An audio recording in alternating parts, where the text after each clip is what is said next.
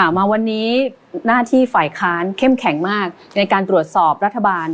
และก็มีการตรวจสอบในกระบวนการต่างๆที่วันนี้รัฐบาลก็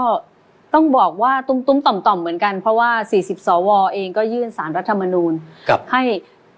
ดูเรื่องของคุณสมบัติของนายกแต่ว่าคุณพิชิตเนี่ยคือลาออกไปแล้ว แต่นายกรัฐมนตรีตอนนี้เนี่ยก็เลยดึงท่านวิษณุเครืองามที่เป็นกุญซือมือหนึ่งกฎหมายเนี่ยค่ะมาช่วยท่านชวนมองในเหตุการณ์นี้อย่างไรคะ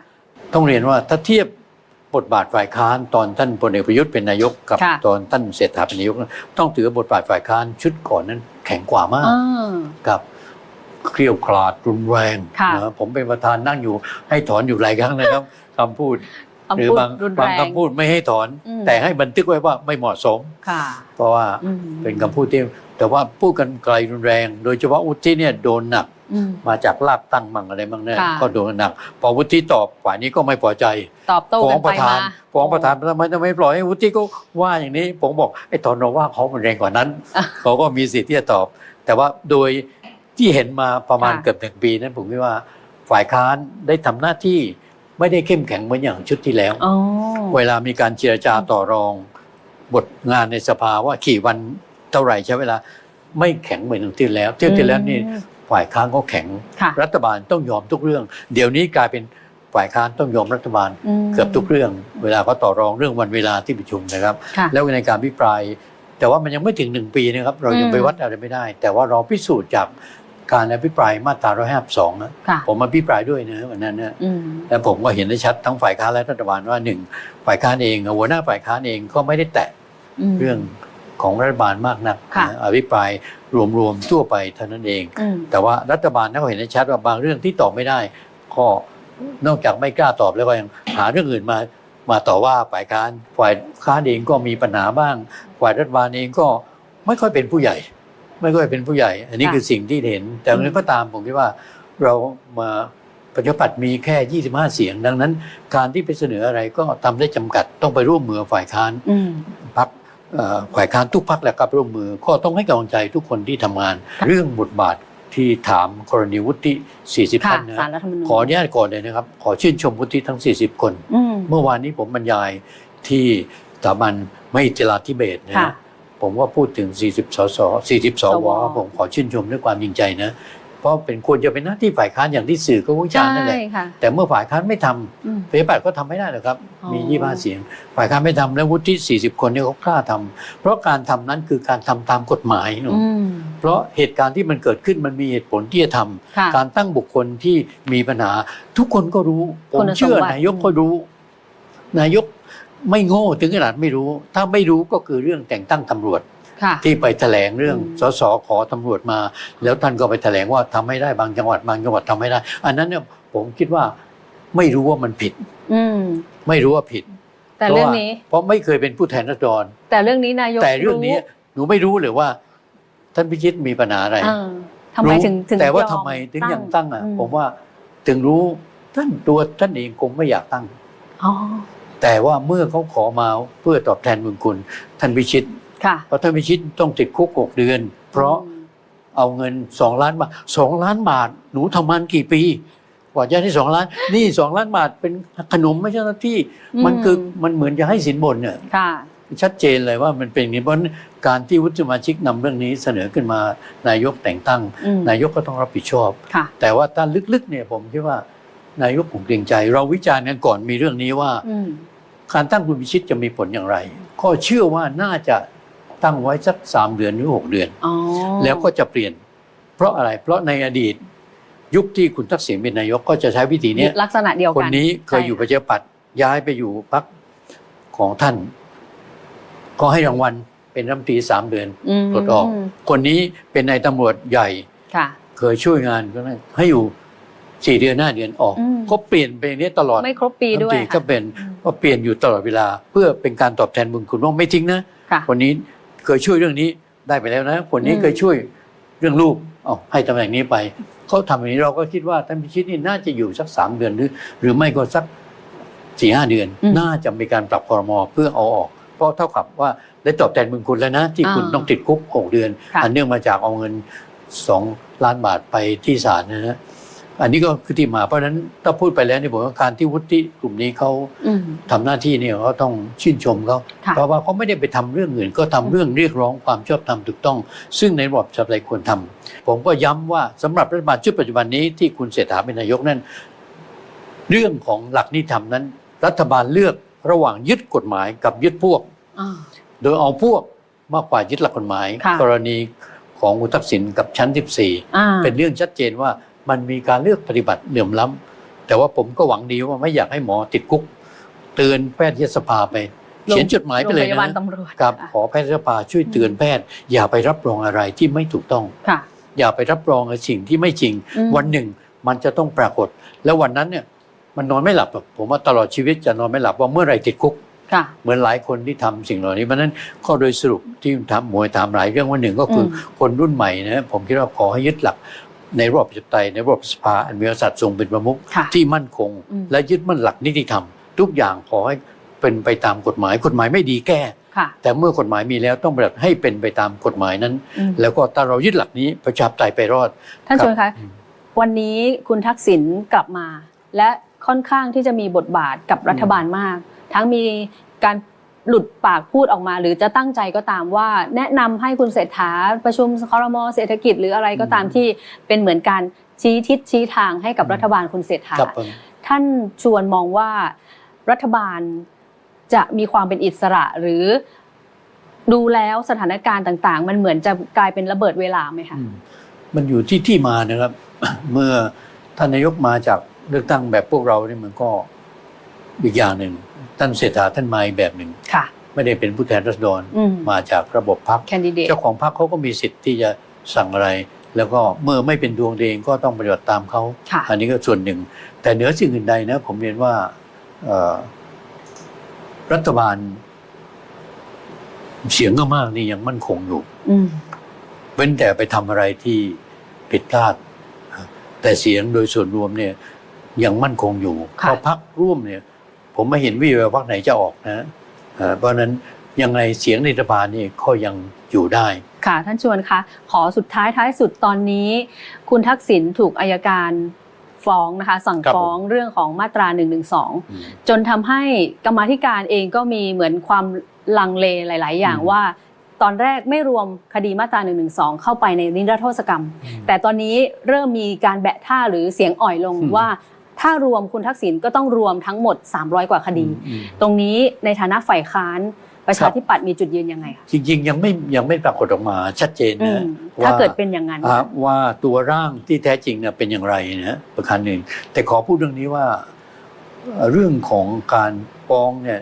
ถ้าเราตามการวิจารณ์ของนักวิชาการสถาบัน อืม ต่างๆ สื่อเนี่ยเขาไม่พูดถึงเรื่องความหนักเบาของข้อคำพูดเลย ค่ะ เขามาพูดเรื่องนี้ฟ้องหรือไม่ฟ้อง โดยไม่บอกเลยว่า ไอ้น้ำหนักของสาระ อืม ที่พูดนั้นน่ะ ร้ายแรง มันร้ายแรงหรือไม่ถึงขนาดต้องฟ้องหรือไม่ ค่ะ แต่ไปพูดเราเรื่องนี้ไม่ฟ้องหรอกคนหนึ่งว่าคนนึงก็บอกฟ้อง อ่า อีกส่วนใหญ่ก็บอกไม่ฟ้องหรอก เพราะว่าที่ผมแปลกใจก็คือเขาบอกเขารู้ดีเพราะเขาเคยร่วมมาสมัยก่อน เคยวิ่งมาสมัย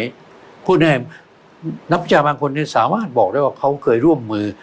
ในการวิ่งเต้นสมัยที่ถูกฟ้องคดีเรื่อง เกี่ยวกับละเมิดกฎหมาย เกี่ยวกับแสดงบัญชีทรัพย์สินจน ค่ะ ศาลรัฐธรรมนูญวินิจฉัย อืม ซึ่งก็เราฟังดูแล้วถึงขั้นที่คนย่ามใจถึงขนาดนี้เฉลยว่า อืม ทราบประกาศว่าเขาเคยร่วมมือในการที่ทำสิ่งที่ไม่ถูกต้องก็คือการวิ่งเต้น เพื่อให้ศาลรัฐธรรมนูญเปลี่ยนคำวินิจฉัย ค่ะ จากที่จะลงโทษมาเป็นถือว่าไม่ผิดเนี่ย อืม อันนี้ก็เลยทำให้ผมว่ามันเกิดความย่ามใจ แต่ไม่มีใครพูดเลยว่าข้อหาที่ไปพูดนั้นมันรุนแรง ร้ายแรงแค่ไหน อันนี้ก็ทางได้เห็นว่าสะท้อนได้เห็นว่าบางทีสื่อก็ดีนักวิชาการก็ดีบางคนเนี่ยก็ไปมองข้ามหลักของกฎหมายไปนะฮะแต่ว่ากรณีนี้จะเป็นเหตุผลหนึ่งในการขอที่สุกรรมหรือไม่เนี่ย ค่ะ อันนี้ยังไม่อยากไปวิจารณ์อะไร เพราะยังไม่ปรากฏ ม ข้อมูลขึ้นมานะครับ แต่ว่าผมว่าบทเรียนจากการที่พยายามจะไปออกกฎหมาย นิรโทษ เพื่อก รรม ช่วยกันที่กฎหมายจนกระทั่งนำมาซึ่งปัญหาต่อมา ค่ะ นำมาซึ่งไม่มีแผ่นดินจะอยู่นะฮะ อ่า มันก็ กลัว เกิด จะ ขึ้น ซ้ำรอย ทุกคนต้อง ของนิรโทษ ต้องตระหนัก สุด นะครับ ซอย ต้องตระหนักผมว่าบรรดาผู้รับใช้หลายคนเคยเข้าป่านะฮะ อืม เราคิดว่าพวกนี้มีอุดมการณ์แต่ว่าก็แปลกใจเหมือนกันว่า คนที่เราคิดว่ามีอุดมการณ์ออกมารับใช้นายทุนประเภทโกงบ้านโกงเมือง อันนี้ผมก็เคยพูดหลายครั้งว่ารู้สึกว่ามันเป็นไปได้ยังไงกันเพราะผมมีคนที่สนิทผมรู้จักตอน6 ตุลาคมนี่ผมเป็นคนหนึ่งที่เขียนเรื่องเย็นลมป่าต้นเขียนเรื่องเย็นลมป่าให้เห็นถึงสิ่งที่คนหนุ่มสาวเหล่านั้นต้องประสบปัญหาอยู่เนี่ยไม่น้อยแต่ว่าตอนหลังมาเห็นคนเข้าป่าบางกลุ่มที่ออกมาแล้วรับใช้นายทุนโกงบ้านโกงเมืองคือไปรับใช้ใครเนี่ยไม่สำคัญนะแต่เหมือนกับไปหนุนกระบวนการโกงบ้านโกงเมืองแล้วก็ออกไปอยู่ป่าแล้ววิจารณ์สถาบันตั้งสมัยโน้นเนี่ยแล้วมันเปลี่ยนพฤติกรรมอย่างนี้ไปได้อย่างไรอันนี้ก็เป็นข้อคิดหนึ่งจากความเป็นจริงที่เกิดขึ้นในบ้านเมืองของเราที่ผ่านมาครับค่ะท้ายสุดขอให้นักการเมืองรุ่นใหม่ที่เข้ามานั้นได้สืบทอดเจตนารมณ์รวมถึงการปกป้องสถาบันหลักของชาติอะค่ะครับผมคิดว่าผมก็เคยเป็นนักการรุ่นใหม่ เมื่อ55 ปีที่แล้วนะครับกับตอนนั้นก็ถือว่าเข้ามาใหม่อายุน้อยก็เป็นนักการรุ่นใหม่แต่ว่าสมัยผมนั้นด้วยความเจียมเนื้อเจียมตัวนะไม่ได้กล้าอภิปรายในสภาแล้วครับผ่านไปเป็นเดือนนะจินลุกขึ้นพูดเป็นครั้งแรกเกี่ยวกฎหมายเรื่องจัดที่ดินให้ประชาชนซึ่งผมจำได้ว่าการปลายครั้งแรกของผมเนี่ยหนังสือพิมพ์เสียงอ่างทองหรือไตรรัฐสมัยนะเขาไปลงว่าสสที่ปลาที่ดีที่สุดวันนี้คือนายชวนหลีกภัยสสหนุ่มจังหวัดตรังนะครับแต่ว่ามันผ่านมายุคเหล่านี้แล้วความรู้อะไรต่างมันเปลี่ยนแปลงไปครับเทคโนโลยีความเปลี่ยนแปลงหลายเรื่องเปลี่ยนไปก็ที่จริงเปลี่ยนแปลงไปแต่ว่าผมเนี่ยอยู่ต่อเนื่องเพราะผมไม่เคยแพ้เลือกตั้งดังนั้นผมก็เป็นคนเดียวที่55 ปีที่แล้วที่ยังเหลืออยู่หลายไม่ใช่ตายหมดนะครับแต่ว่าส่วนหนึ่งก็แพ้เลือกตั้งส่วนหนึ่งก็หยุดไปส่วนหนึ่งก็เสียชีวิตส่วนใหญ่เสียชีวิตไปแล้วครับผมก็จะเหลือไม่เกิน10 คนแล้วกันอันนี้แต่ว่าความต่อเนื่องมันทำให้ได้ทำงานต่อเนื่องทำให้พอจะจับปัญหาแต่ละช่วงเนี่ยได้ว่ามันเปลี่ยนไปอย่างไรซึ่งเราก็ต้องยอมรับความเปลี่ยนแปลงแต่บางอย่างที่เราไม่อยากให้เปลี่ยนก็มีเช่นการเมืองสุจริตผมไม่อยากให้เปลี่ยนฮะผมอยากให้เหมือนเดิมคือการเลือกตั้งที่สุจริตไม่มีซื้อเสียงไม่มีการจ่ายเงินอย่างดีสมัยนั้นผมจำได้เลี้ยงเหล้านักเลงไอ้ชนิดเสียงละ100 บาทมีนะตอนหลังนี้เป็นโรค101อันนี้ก็พูดเพื่อความยุติธรรมกับพี่น้องชาว101ว่าไม่ใช่คน101ทำแต่มีนักการเมืองทหารชั้นผู้ใหญ่ไปลงสมัครแล้วก็ซื้อเสียงกลายเป็นโรค101ขึ้นมาอย่างรุนแรงแต่ว่าตอนหลังเนี่ยไอ้นักธุรกิจส่วนหนึ่งที่เอาการเมืองมาประโยชน์ทางธุรกิจก็ใช้ระบบธุรกิจการเมืองเนี่ยเป็นเครื่องมือในการขึ้นมาเช่นใช้เงินเป็นหลักซื้อพรรคการเมืองซื้อสสซื้อเสียงซื้อทุกอย่างซื้อองค์กรอิสระเหล่านี้ก็ทำให้คนส่วนหนึ่งยอมและเสียดายก็คือราชการหรือองค์กรบางองค์กรต้องยอมสยบให้กับความไม่ดีเหล่านี้ซึ่งวิจารณ์สื่อดีๆก็วิจารณ์อยู่บ่อยนะผมก็ชื่นชมยกย่องอยู่แล้วก็มีการครอบงำไปถึงสื่อคุกคามไปถึงสื่อมันก็ทำให้บ้านเมืองเราประชาธิปไตยเป็นลักษณะของประชาธิปไตยไม่แท้จริงเป็นรัฐไทยจอมปลอมเป็นรัฐไทยที่เป็นลักษณะประชาธิปไตยที่อยู่ภายใต้อำนาจของธุรกิจการเมืองอันนี้คือสิ่งเพราะฉะนั้นก็ขอเรียนฝากว่าด้วยศักยภาพคนรุ่นใหม่ที่มีความรู้ในสภาคนมีความรู้เยอะนะครับคนมีความรู้ไปแล้วอภิปรายนี่ผมเห็นสื่อมวลชนก็ชื่นชมมาอยู่แต่สิ่งหนึ่งที่ยังทำไม่ได้ก็คืออภิปรายแบบคนรุ่นก่อนคืออภิปรายปากเปล่าไม่อ่าน iPad ไม่เพราะข้อบังคับก็เขียนไว้เลยนะครับห้ามอ่านเอกสาร iPad มันก็คือเอกสารนะเพราะฉะนั้นอันนี้ผมว่าดีแล้วความรู้ของรุ่นใหม่ดีแต่ว่าต้องรู้พูดอภิปรายด้วยความเข้าใจค่ะเอาละค่ะผมเลยเล่าให้หมวยฟังว่าอันนี้ก็เป็นเรื่องหนึ่งที่ขอสนับสนุนในการปรับปรุงองค์กรทั้งหลายไม่ว่าภาคสภาฝ่ายนิติบัญญัติหรือฝ่ายบริหารก็ตามให้มันทันต่อเหตุการณ์และก็สามารถสนองตอบอะไรต่างๆได้ผมยังเสนอเลยครับว่าย่งปิดประชุมเนี่ยนายกจะไปนอกก็รีบไปเสียแต่เปิดประชุมเมื่อไหร่ก็ควรจะอยู่ไม่งั้นก็เหมือนหนีสภาไม่ใช่ไปดูว่าวันไหนประชุมสภารีบไปต่างจังหวัดวันไหนประชุมมาไปเยือนต่างประเทศเว้นแต่เขาประชุมต่างประเทศเขากำหนดวันเราต้องไปตามวันแต่ถ้าเราเลือกเองเนี่ยมันควรจะเลือกนอกสมัยประชุมตอนนี้ยังอยู่นอกสมัยประชุมถ้าไปไหนได้ก็ไปไม่มีปัญหาอะไรแต่เมื่อเปิดสมัยประชุมแล้วบรรดารัฐมนตรีและนายกนี่ควรจะอยู่ในสภาเพราะตัวเองก็ถึงไม่ได้มาจากเลือกตั้งแต่งานของรัฐบาลนั้นต้องรับผิดชอบต่อสภาผู้แทนราษฎรครับ ค่ะเดี๋ยวไว้วันหลังคงจะต้องมาพูดคุย แล้วก็อาจจะต้องได้เวลาเยอะขึ้นนะคะในการที่จะพูดคุยกับท่านชวน เพราะว่ามีประวัติศาสตร์แล้วก็มีเรื่องราวหลายอย่างมากที่ท่านผ่านมา รีบถามใช่ไหมครับ รีบถามได้ก่อนที่จะเป็นอัลไซเมอร์ โอ้ เพราะว่ารุ่นผมเนี่ยก็ไปหลายคนแล้วครับ ค่ะ ผมก็ยังนึกว่าวันเวลามันมีอยู่จำกัดก็เลยต้องรีบใช้เวลาจริง ๆ รีบลงพื้นที่ไปเยี่ยม ขอบคุณ ผู้ที่สนับสนุนผมเนี่ยเขาเสียชีวิตเยอะเลยครับ ค่ะ ต้องไปขอบคุณลูกหลานเขา ค่ะ ที่อยู่ครับ วันนี้ก็ได้รับเกียรติแล้วก็ต้องขอบพระคุณนายกรัฐมนตรีคนที่ 20 ของประเทศไทย ขอย้ำอีกรอบหนึ่งนะคะ แล้วก็อดีตประธาน ยินดี รัฐสภา ครับ ด้วย ครับ ค่ะวันนี้ขอบพระคุณท่านชวนหลีกภัยนะคะ สวัสดีครับยินดีครับ ขอบคุณผู้ชมด้วยค่ะ ติดตามกันช่วงหน้าวันเสาร์นะคะ เสาร์หน้า 8:55 นาทีฮอตซีทเก้าอี้นี้มีคำตอบ วันนี้ขอบพระคุณและสวัสดีค่ะ มาร่วมสนับสนุนท็อปนิวส์นำเสนอความจริงได้แล้ววันนี้ เพียงกดปุ่ม Super Thanks แล้วเลือกจำนวนเงินตามที่ต้องการได้เลยครับ ขอบคุณครับ